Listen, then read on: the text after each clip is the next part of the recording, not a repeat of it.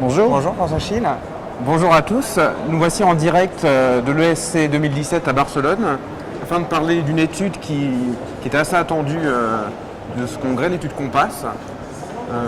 Monsieur Schill, pouvez-vous nous expliquer très brièvement en quoi consistait l'étude Compass? Alors brièvement, il faudra vérifier de ce que je dis. Compass, c'est vraiment une très grande étude, effectivement. On a plus de 27 000 malades et on va parler d'antithrombotique chez le coronarien stable ou le patient qui a une artérite des membres inférieurs. Alors classiquement, ces malades-là ont parfois du clopidogrel, souvent de l'aspirine. Et dans cette étude, on va voir quel est l'intérêt des anticoagulants, notamment rivaroxaban à différentes doses. Alors, sur une grande étude comme ça, ils ont prévu 3 bras. Il y a un bras où on a l'aspirine, 100 mg, bien classique. Un bras où on va rajouter une petite dose de rivaroxaban 2,5, 2 fois par jour. Et puis un bras un peu plus expérimental où on met une dose un peu plus importante, 5 mg 2 fois par jour, et pas d'aspirine. Les critères, c'est des critères à la fois de sécurité et d'efficacité. Alors la sécurité, il y a un critère composite comme d'habitude, avec du décès, de l'infarctus, de l'AVC, avec ou sans revascularisation des membres inférieurs. Et puis dans les critères, il y a une mortalité toute cause aussi comme d'habitude. Et puis les critères de sécurité, ce sont les saignements importants selon les critères de l'ISTH.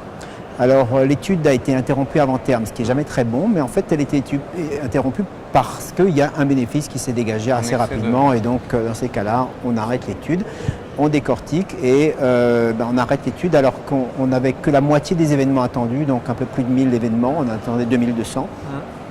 Ça nous fait un suivi d'à peine 2 ans.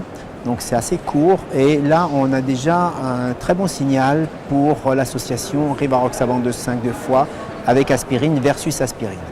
Alors effectivement on a une réduction des événements ischémiques, on a une réduction de mortalité totale. Alors bon, il y a des discussions statistiques, savoir si le petit p est suffisamment bas ou autre, mais bon clairement il y a un fort signal sur la mortalité, ce qui est toujours très bon. Et comme d'habitude, quand on rajoute un traitement antithrombotique, on a plus de saignements, ce qui n'est pas très bon. Alors là, en l'occurrence, c'est quand même 70% de saignements en plus. Alors le pourcentage relatif fait beaucoup, mais en critères combinés, on reste quand même sur quelque chose d'assez positif. Et sur la mortalité, qui est finalement le critère, eh bien, on a une réduction. L'autre bras, l'autre comparaison, c'est rivaroxaban seul versus aspirine. Pas terrible parce qu'on a une tendance. C'est une dose plus élevée, c'est ça? Oui, c'est une dose plus élevée et puis on a les saignements et puis on n'a pas la significativité. Alors là, on a probablement l'effet de l'arrêt précoce de l'étude et c'est vrai que ça c'est un peu dommage parce qu'on n'a pas vraiment cette réponse-là.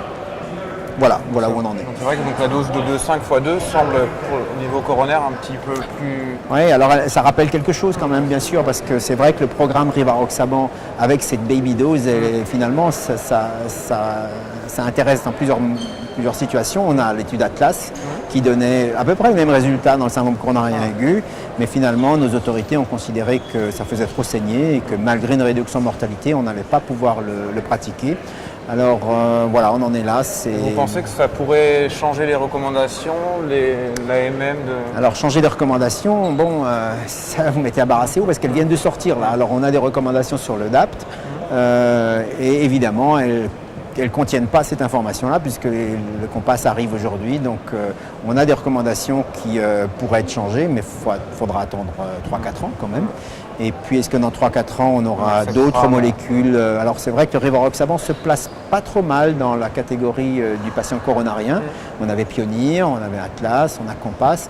On a chaque fois des résultats, mais chaque fois un peu mitigés avec, bon, sauf pour Pionnier, où là, c'était vraiment une réduction de saignement. Mais dans ces additions d'un anticoagulant, un antiplaquettaire, on paye quand même assez cher. Donc, il va falloir stratifier le risque.